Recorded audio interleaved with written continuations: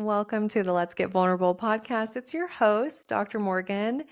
And if you're watching us on YouTube, you can see I'm working on my podcast studio setup. My fiance actually helped me and he did a really good job. We got the lighting. I've got my new chair here. So I'm just having fun putting my new studio vibe together. And today's episode, my goodness, there's a lot of juicy topics. I just want to acknowledge how many of you reached out about the analyzing of the Matt James, Rachel Kirkconnell breakup episode. You guys love that episode. Also, Kelly's story, my most recent episode. So I love hearing from you. Thank you for reaching out and letting me know which episodes you enjoy. You can always shoot me a DM on Instagram at Dr. Morgan Coaching. I love hearing from you. Today's episode, these are things that have been near and dear to my heart. And I'm also going to answer your questions that you submitted on my Instagram story. Recently, I said, hey, I'm working on an episode for you guys. Let me know what your burning questions are.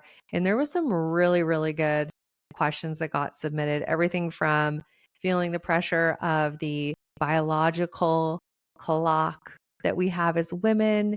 How do you know if you made the right decision when you're going through a breakup? There's some really solid questions that we'll get into.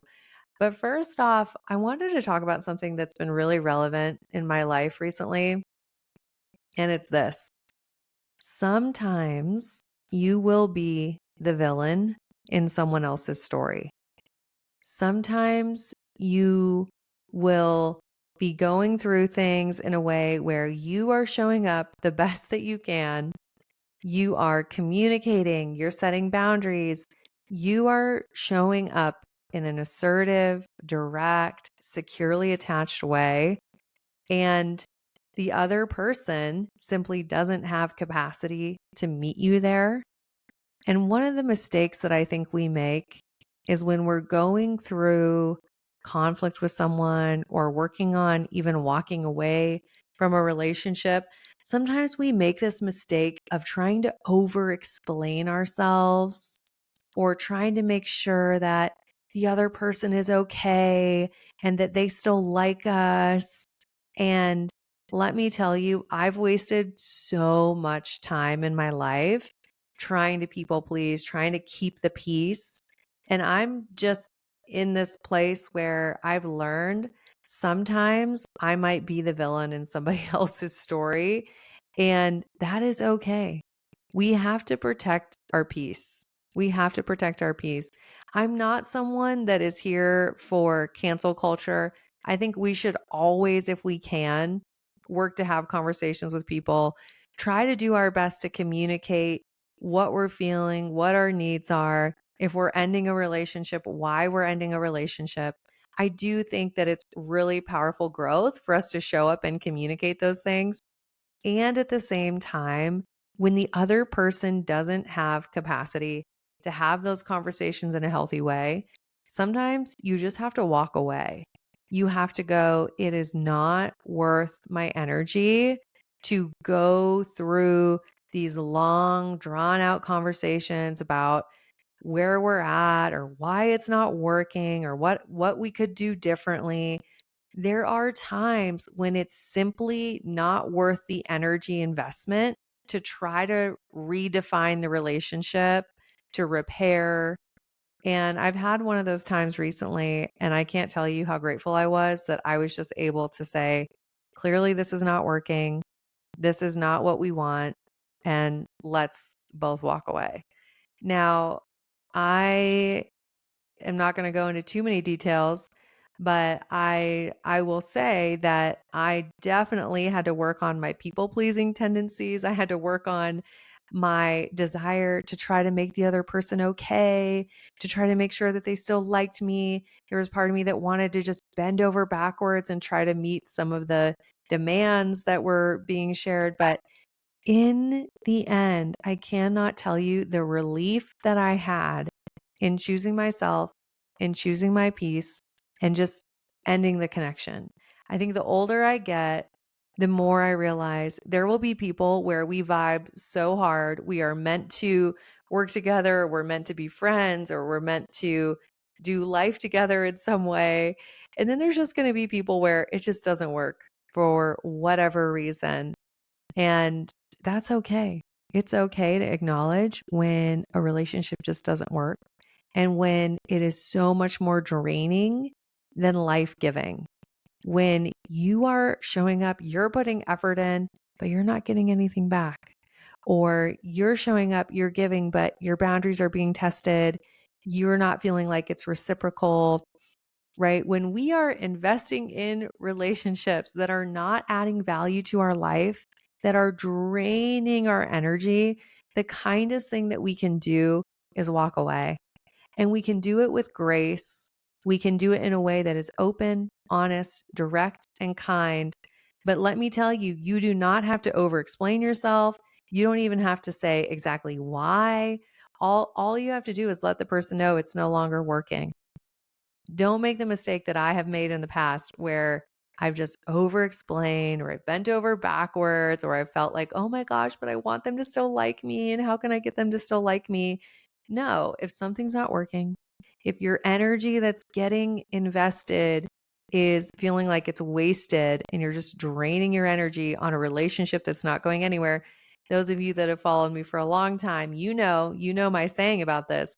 If you are watering plastic plants, we got to stop doing it.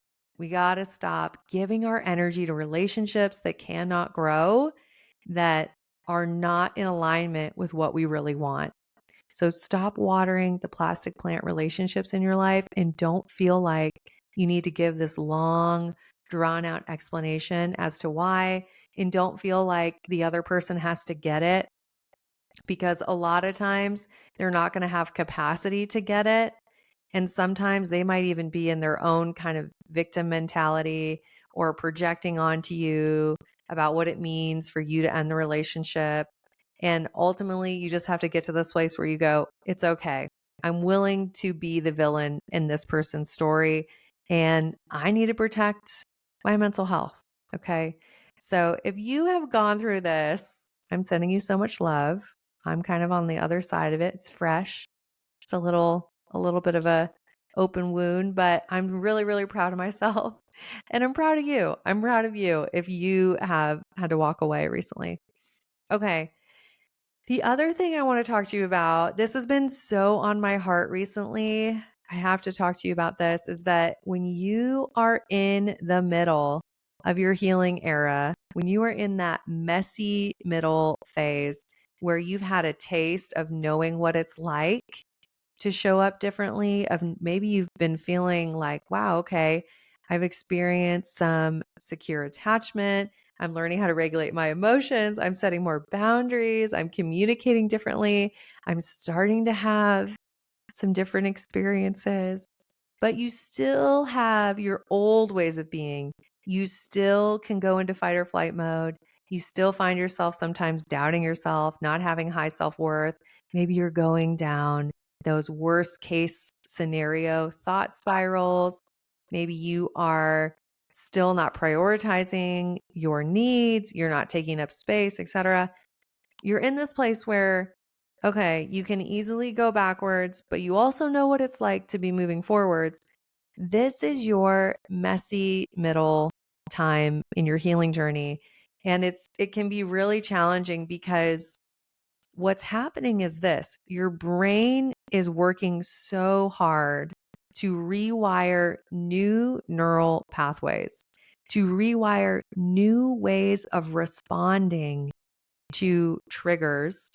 And it takes a lot of intentional energy to show up as your securely attached, high self worth, highest and best self version of you.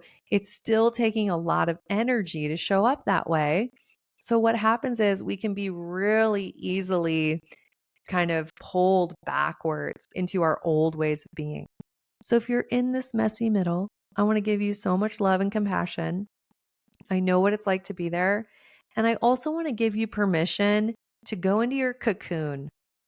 I've talked with clients about this. I know it's a cheesy AF metaphor. Just bear with me. Okay. When we are healing, sometimes we really need to go into our cocoon. We need to go into ourselves.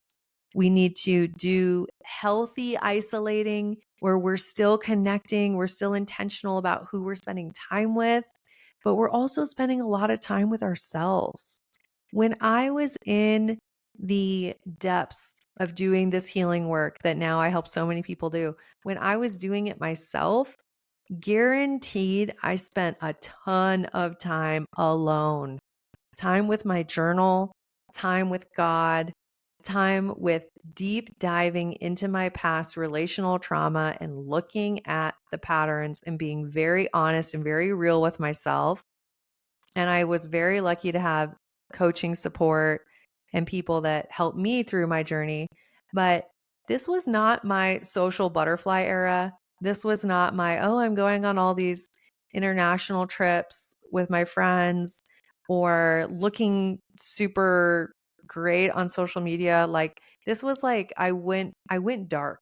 I went into my cocoon. I disappeared for a while. And I just want to give you permission that if you're there, it's okay to be there. You don't have to keep forcing yourself to be in environments or hang out with people where you have to work so hard to choose your highest and best self. Like I said, I don't it's not like I'm saying, "Oh, go fully isolate."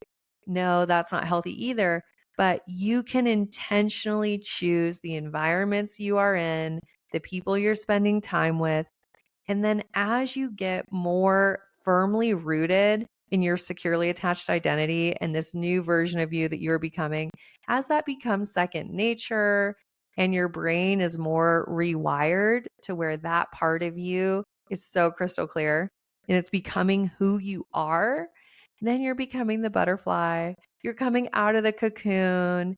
You are able to be in environments that are not conducive to that new identity, but still maintain your identity. Okay.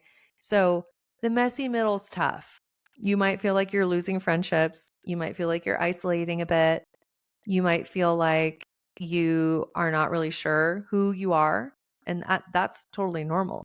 You are becoming someone new. Your brain is rewiring itself, right? This process takes time. I'll be honest with you. Everyone's different in how long it takes. And I want to set the record straight. You can also do this quickly. Um, this is one of the reasons why I built a coaching program, because I think when it comes to intensive, we're going to get to the root of your core beliefs and we're going to give you direct coaching. We're going to rewire your brain.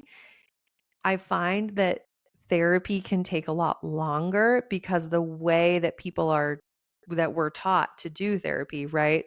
Um, I think that the 8 to 12 weeks, sometimes we offer 12 weeks inside the program, but traditionally it's an 8-week program. And honestly, that is enough time. That is enough time to rewire your brain, to have a major transformation, and to have a new identity. It breaks my heart when people are spending a decade in therapy. Some of the people I've talked with have been in therapy for 20 years and they don't do the depth of the work that we do inside of the Empowered Secure Love program. So all I'm saying, like my whole point here is, yes, this takes time to show up as a new identity, but it doesn't have to take years. This doesn't have to be 10 years in a therapist's office. We can really get to the core of what's going on and rewire those beliefs so that you can start building that new identity really quickly. So obviously, if you're like, hey, let's do that, I think I need some help doing that. I've got you covered. Go apply to the Empowered, Secure, Loved program. We have a few spots left, just a few. It's been amazing. I mean, we've had so many incredible people joining the program. So go apply And if your application is accepted, then we will have a call with you and help you determine if this is the right fit. It's a super easy process. The application takes 5 minutes.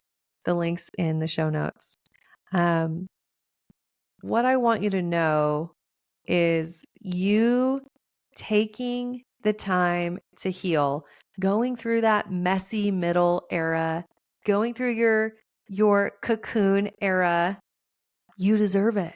You don't have to keep showing up for everything in your life or like maintaining all of your social commitments or, oh, but I always go to happy hour on Friday nights and I end up staying out till midnight. Like, you deserve to change your schedule to where you are being prioritized, your healing is being prioritized.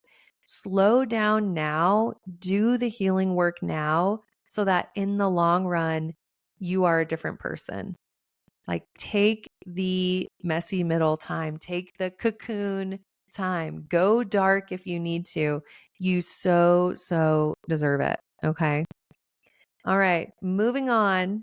I have a lot to share with you all today. Just so many things I wanted to talk to you about. The next thing is this is that I know, and I wish I could just reach through the phone or the car or the desktop, wherever you're listening to this podcast on. I wish I could just reach through and give you a hug because I know there are so many of you that are tired of waiting to attract your partner. You are just tired. You're annoyed. You're sick of it. You already want that person. You want that person that you trust, that you can build a life with them, that you can go to Costco with them. Little hack for Costco, don't go on the weekends. My partner and I, we love to go on like a Tuesday or a Wednesday. Anyways, you want that person that can do all the little things in life, right? Like you want to know I have a true partner that I'm building a life with. And yes, we love to travel together. We love to do all these amazing things together, but we also just love our day to day together. Right. And I feel so grateful. My fiance and I, like, we love our little moments. We love walking the dogs together. We love going to the grocery store together, cooking dinner together, our nighttime routine, like all these little moments of connection to have that person that is your partner in those things and that you know that they're adding value to your life, you're adding value to their life, and you're building a life together. And no matter what comes your way, whether it's tough things with work, losing parents, difficulty in friendships, health difficulties, but no matter what comes your way, you have that person who is in your corner, cheering you on, supporting you, and they want to see you win, right? Like, everybody wants that. And when you're single and when you don't have it, you can get really pissed off at how long it's taking, right? Like, you really want that relationship. You really want to be building your life with someone. And then you're going, I'm so ready for this. Why isn't it happening? And it can be so easy to go down that comparison spiral where you're looking at everyone else, right? Maybe even you've looked at me and you're like, oh, but Dr. Morgan, you don't get it. You're engaged. I do get it. Okay. I do. I spent a long time in wrong relationships and toxic, horrible relationships. I spent a long time single. Like, I do get it. I know the struggle. But going down the comparison spiral is not going to help you. It's simply not going to help you. So what do I want you to do instead? What do you do when you are tired of waiting for the one? I want you to do this. I want you to lean even more into your vision for what you want. I want you to get so crystal clear on your standards and how you want to feel in your ideal relationship. I want you to really, really lean into the vision of what is it going to look like when you are in your ideal relationship? How are you going to feel? As I said, most importantly, let's get that North Star for your dating journey, which is how do you want to feel when you're in your ideal relationship? So, for example, maybe you want to feel emotionally safe. You want to feel adored. You want to feel cherished. You want to feel um, gently challenged to be the best version of yourself. And you really want a partner that prioritizes growth, right?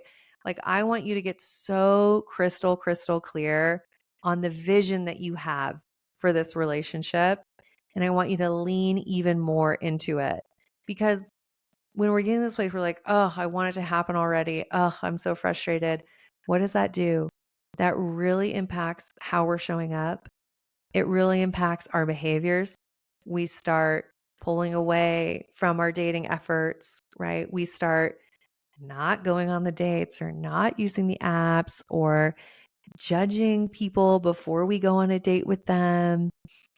It really can impact us when we have that mindset of, ugh, why hasn't it happened for me? So I want you trusting your unique path. And I want you leaning so deep into your vision and getting really clear and even practicing feeling in your body. This is what it would feel like to be in my ideal relationship. And I want you to remember this. I can be clear on the outcome. I can get so crystal clear on this is the relationship I want. This is what it'll be like. This is what it'll feel like. I'm clear on the outcome, but I am surrendering the how. I'm surrendering how I get there. I'm trusting the path. I'm trusting that what is meant for me is going to happen. And I don't have to be in control of how it happens. I simply have to show up and do my part. And doing your part means maintaining that mindset, maintaining that clarity on what you want, so that when you do come across someone that matches your standards, that lines up with the vision that you have, that you are saying hell yes to that person, that you're going on that date, right? So stay absolutely clear on your vision. Release the how. We are surrendering the how. And then here's the third thing I would say. I want you to have so much fun as a single person. I want you to be dating yourself so hard. I want you to be enjoying the time that you have with yourself and enjoying your singleness.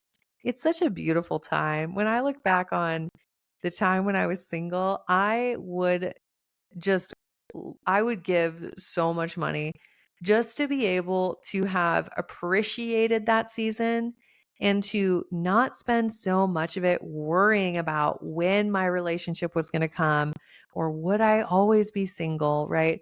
All of this worry that did absolutely nothing. And all it did was steal the joy from the season I was in because I was so worried about the next season.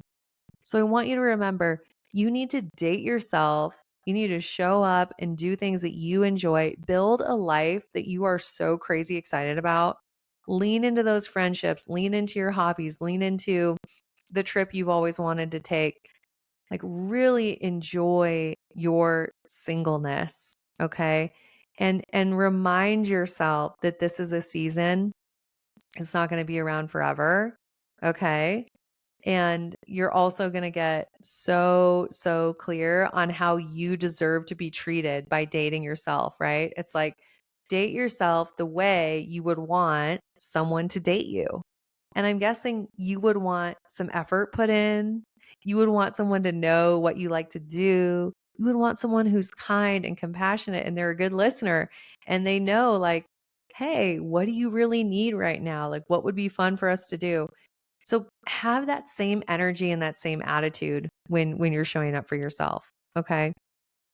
And then here's what I want you to remember too. This will be my final thing on what to do when you're tired of waiting. I want you to remember this. If you exist, which you do, you are real. You're not a robot, okay? You're a human. You are real. The desires on your heart are real.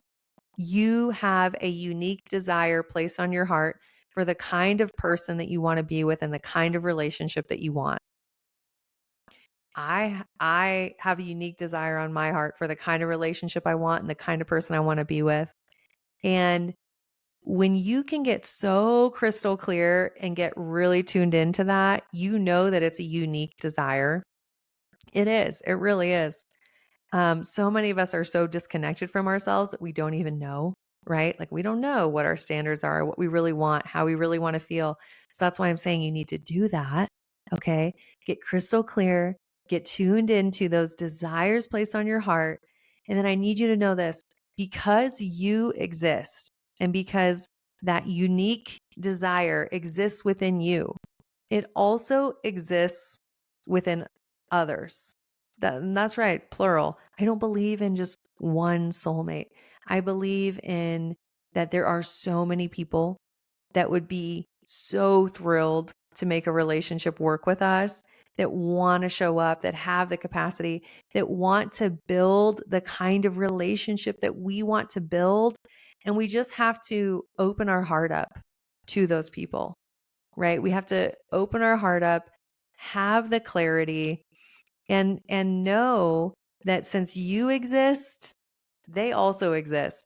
You are proof of there being someone that is out there right now praying for a partner like you. You are proof of it. You exist, they exist. Okay. And if you want to play with this further, one thing I would recommend, write a letter to your future partner. I did this. I have letters that I wrote to Robert before Robert and I got back together, and they went something like this. They were like, "Hey, I'm really frustrated that I haven't met you yet. Where are you? I'm really ready to start my life with you." And then they'd be things like, these are the things I want to do with you. On our 10th wedding anniversary, I want us to go to the Amalfi Coast and do a sailing trip together. And these are the outfits we're going to wear. And this is where I want us to stay. And these are the things that I want to do with you. I could go on, but these were letters where I was envisioning a future, writing to this person, getting really clear and specific on things that I was so excited to do with them. Right. And this was before I reconnected with Robert. This was me getting into that mindset of my person is out there. I can still connect with them, even though they're not in my life at this moment. I can still connect with them energetically. And I'm going to do that by writing them a letter. And then it helps my brain relax. It helps my brain go, oh, this person must exist. You're writing a letter to them, so they must be real. They must be out there. So I hope this was helpful. I want you to take everything I said, go apply it to your life, try it out, and just know that there's going to be times where you're sick and tired. There's going to be times where you go, oh my gosh, I wish that I was already in that sweatpants stage of marriage where we are hanging out on the couch and watching our favorite Netflix shows and, having all those little moments together. Like, to me, when you have that, all that is it showing you how important this is to you. It's just helping you get crystal clear that finding that person, having that securely attached, emotionally available, rock solid partnership, it's just helping you get crystal clear that that is a huge priority for you. So next time you find yourself getting kind of down, wishing that they were already here, remind yourself they are already on their way to you. You can connect to them even though they're not in your life right now. And that sadness or frustration, all it is a sign that this is really important to you and that you're really ready to bring this person in. Okay. I hope that was helpful. Now, I have some questions that got submitted. I want to answer them. I did drop my phone, so let me just bend down here real quick. I'll be right back. Okay, I'm back. We're answering your questions. Let's do it. Like I said, there were some really, really good ones. Okay, this is good. So this question was, how do you know if you made the right decision by breaking up? Here's the deal. We can miss someone and they were still not the right person for us. Just because we miss someone, that doesn't mean that it was healthy. That doesn't mean that it was securely attached. That doesn't mean that they were supposed to be our life partner. You can miss someone and it could absolutely have been the wrong relationship for you. Okay. There are a couple signs that your breakup was, in fact, the right choice. I was talking to somebody in my life recently who went through a breakup, and he told me, he was like, I sleep so much better and I feel so much more calm throughout the day. I just have this sense of peace, and what I feel is relief. So I want to encourage you that if you're experiencing that, right, and it may take a while, I'm not saying that's going to happen like a week after, 2 weeks after, even a month after. But once you settle into, okay, the breakup, we are broken up, this relationship's over. And if you are feeling more calm, you're sleeping better, your nervous system is more emotionally regulated, those are all signs you made the right decision. Also, I think you made the right decision if you sit with yourself and you're very honest about your future, about the things that you want, about how you want to feel in the relationship, and you're very brutally honest with yourself and you go, would that person have fit into my future? Most of the time, when we've gone through a breakup, we know in our hearts that that person did not have capacity to meet us where we're at, to build that future. Sometimes it's out of past trauma, out of insecure attachment styles, right? Sometimes it's because we're just not compatible.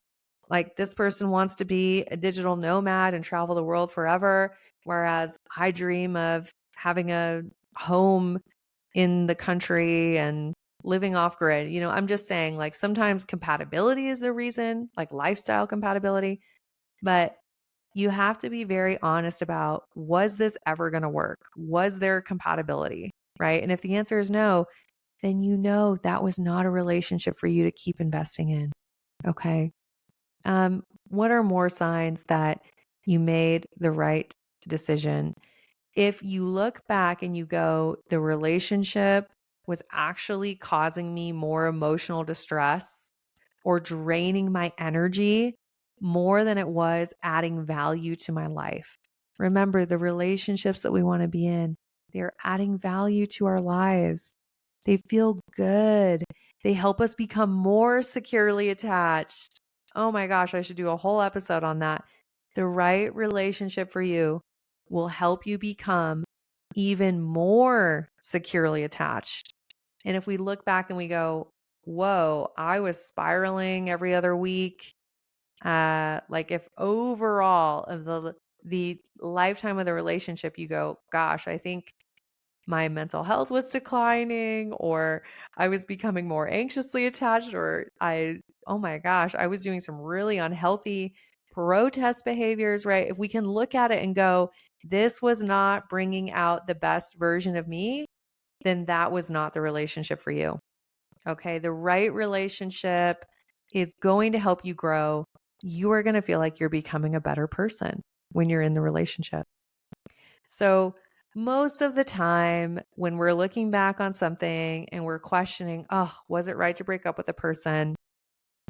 We might be missing just being in a relationship. We may have tied our self worth to being in a relationship. We may have beliefs that, oh, if I'm not in a relationship, that means no one's choosing me. And then that means that I'm not a valuable person. I'm not enough. I'm not worthy. So you might simply just miss being in a relationship, not necessarily be missing that person. And then another sneaky thing that might be happening if you're questioning your decision to break up is you may be experiencing repetition compulsion, which is where dynamics from your childhood have repeated themselves in your adult romantic relationships.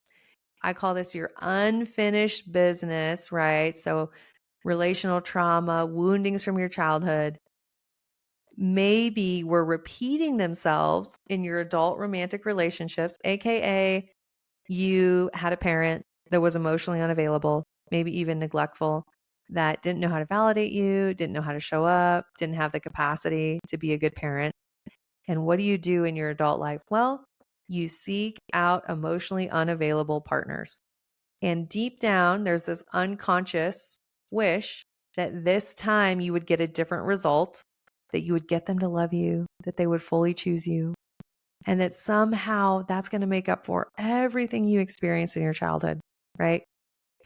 But what happens is we so desperately want it to be a different outcome because it's a familiar dynamic, and we go, if I can just get this different outcome this time, it'll make up for everything I experienced in my past. So then when the breakup is happening, it's so painful. We're missing this person. And this dynamic that we so badly wanted to turn out differently, it can feel like a mistake that we're walking away because unconsciously, it's not just the relationship that's ending, it's feeling like we failed again, feeling like this dynamic occurred again. We failed again. We were unworthy again. We're unlovable again. We're not enough, or we're too much, or whatever BS beliefs we have about ourselves. We're feeling like it happened again. And then you can be missing that person because it's that repetition compulsion part of your brain that says, but wait, I just wanted a different outcome. I just wanted a different outcome. Okay. So sometimes that is what's going on when we're struggling with a breakup. How is that for deep? I hope that that one helped some of you. If it did, I would recommend, like, if that resonated with you and you're like, Dr. Morgan, that really hit deep, then I need you to go journal on that, to think about how is repetition compulsion showing up. Okay. So many good questions. Okay. I'm going to end on this question. Actually, no, we have two more. You ready? These are good ones. The next one is this: how do you know if you're bored or if you're just not used to dating someone who's securely attached? This is crazy because so many of us have made the mistake where we have associated drama and intermittent reinforcement. I'll explain what I mean. Intermittent reinforcement and drama, we have mistaken those for passion.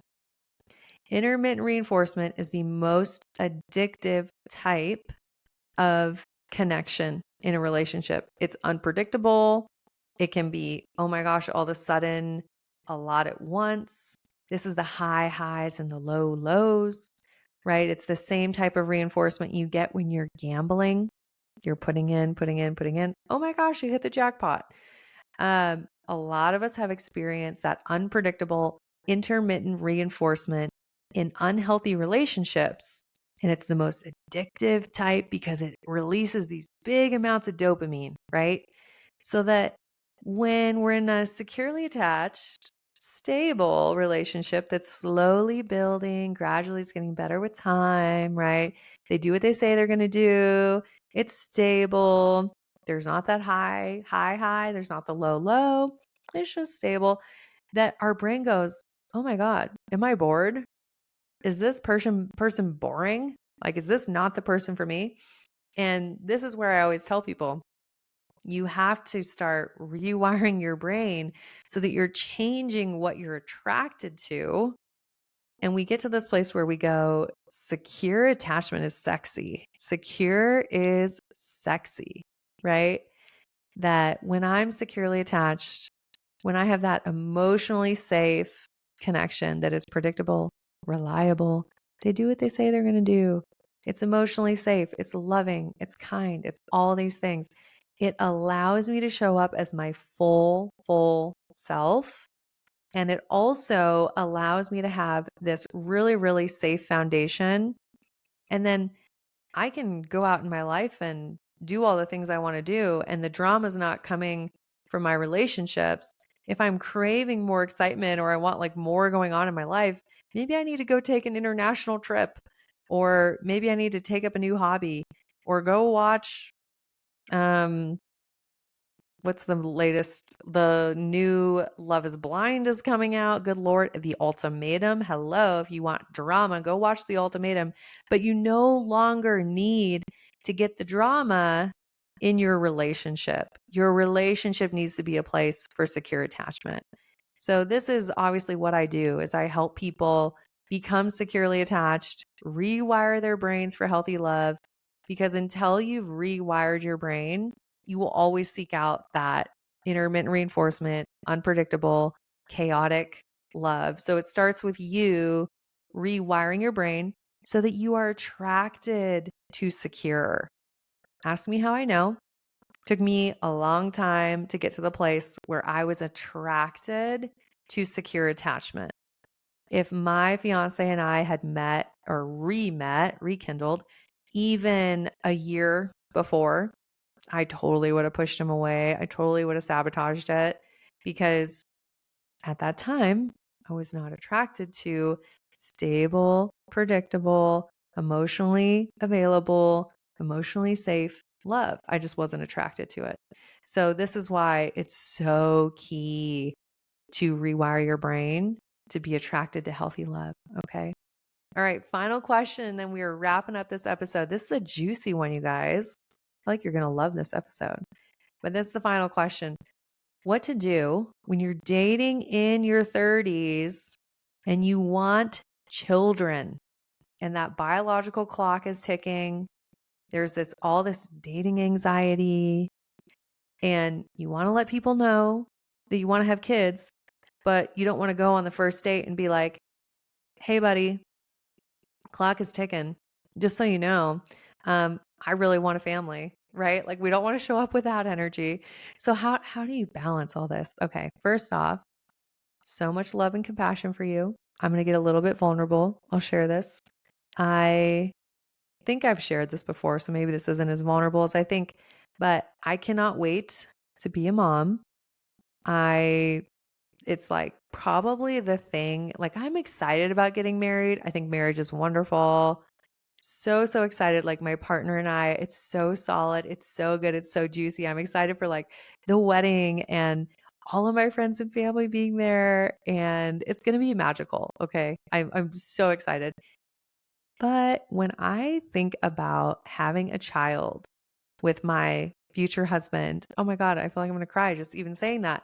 When I think about it, it is like I get goosebumps. I have goosebumps right now. Like I am so deeply, deeply called to it. Excited doesn't feel like it does it justice. Like it feels like what I'm meant to do. Like it feels right. And I've never had this feeling before in my life. I've been in other relationships where I'm like, yeah, I want kids. Like, oh yeah, I know I want kids. But being in this emotionally safe, securely attached partnership where we have grown together, we've gone through so many things together, and knowing that we both have this vision of creating this family, um, I just can't really even put it into words, like how much of a priority it is to me. Like it's the greatest thing that I'll do in my life. I've helped thousands of people heal. The podcast is a top 1% podcast with over almost 6 million downloads. Cool. Awesome. I love it. I love my career. I love helping people and having a tiny human come into my world where I get to help them be loved and know their value and have a really, really healthy, loving relationship with them and help them become this person that goes out into the world and gets to show up in really healthy ways and hopefully do wonderful things in the world. Like, I just can't think of something more important that I could do. And this is recent for me that I feel this passionate. And like I said, it feels a little bit vulnerable to tell you guys this, but I feel so passionate about it. So I want you to know I have empathy for you. I know how important this is to some of you. I know that when you look at your life and you go, "Oh my God, like I want to be a parent and my life is not going to feel complete unless I'm a parent." I know what that's like. It's only been recently that I could really know what that's like, but I do. I do. So here's the deal. There are so many ways to become a parent in today's world. We have more people freezing their eggs now more than ever. We have adoption available. We have people getting pregnant way later. Thank God. I'm 35. Like, I'm so glad that it seems like, okay, there's a lot more knowledge about how to have pregnancies later on in life. There's so much support around that. I mean, I see it all over social media. Um, I want you to realize this, that if it's really, really important to you, you need to be honest about that. I wasn't honest with myself for a really long time. Make the space to be really curious and know how important it is to you. Because if you're honest with yourself and you know that this is like you're like me and it's top priority, then there's things that you probably need to start doing in order to best support yourself, right? Maybe it is freezing your eggs. Maybe it is thinking about looking into adoption. I'm not sure.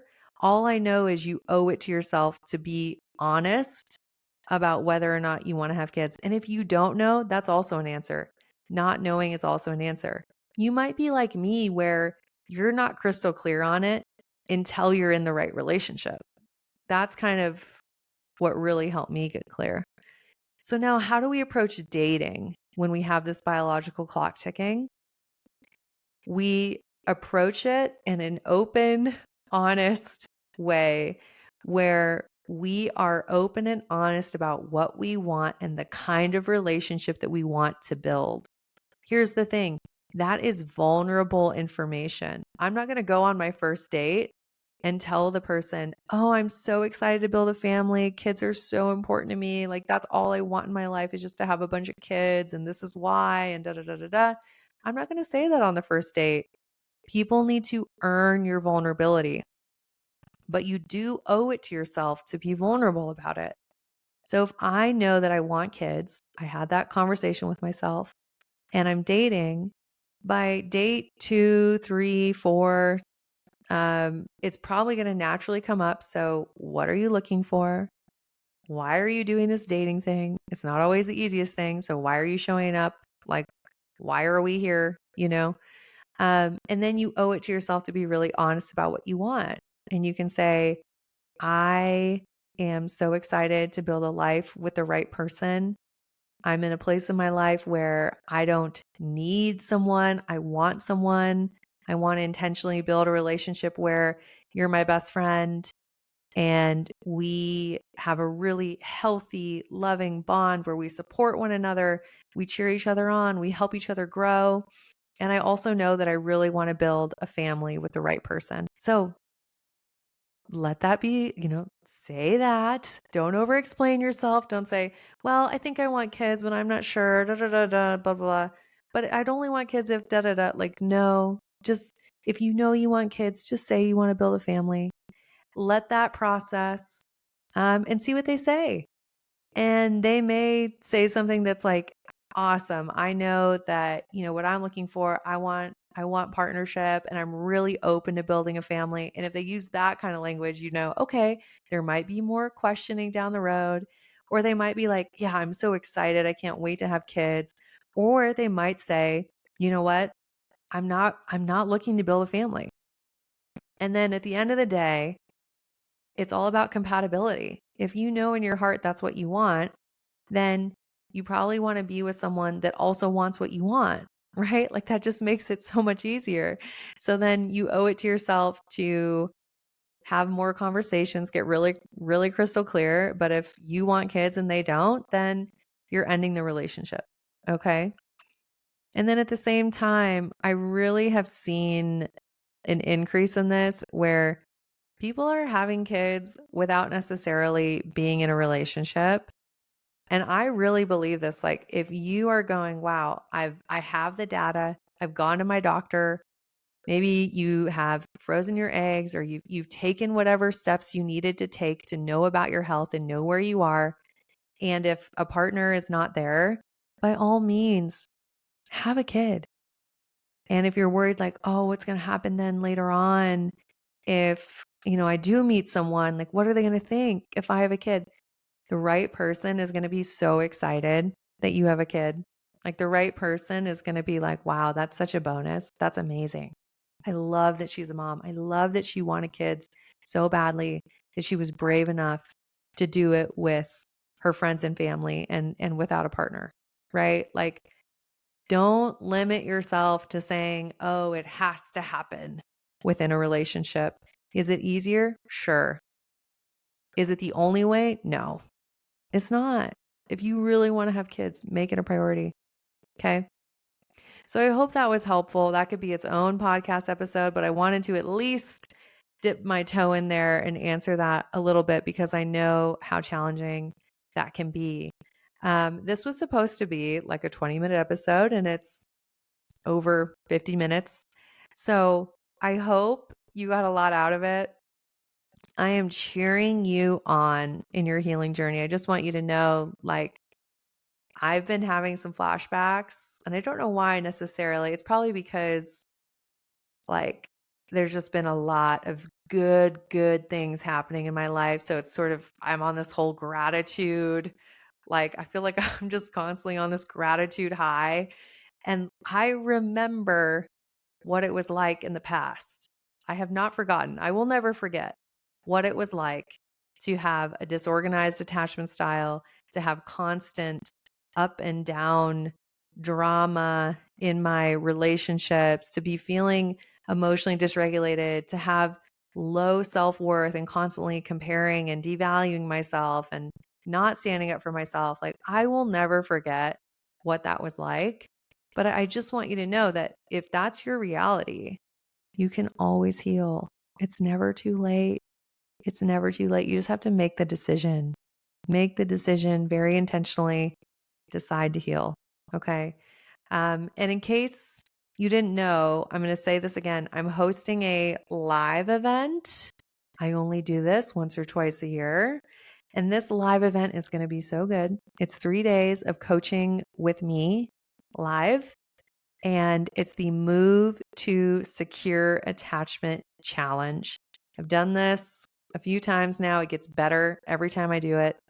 We will go deep into rewiring your brain and helping you move closer to that securely attached version of you. This is my gift to you. I don't like have to do this, but I do it because I genuinely want to help you. Okay.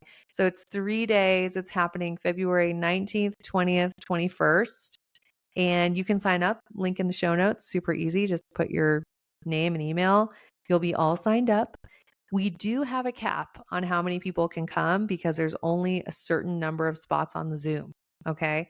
So if you are like, yep, sign me up, go register now because the spots are going to go really quick. We already have over 300 people signed up. So, and I've barely announced it. So I have a feeling this is going to go very, very quickly. So go sign up for the Move to Secure Attachment Challenge. It's the best gift you can give yourself. Okay. It's the gift of healing, and we get to be live and do it as a community. It's going to be so good. Okay. I'm sending you so much love. I hope you're taking care of yourself. And as always, I'm wishing you high self worth and great relationships. I'll talk to you soon.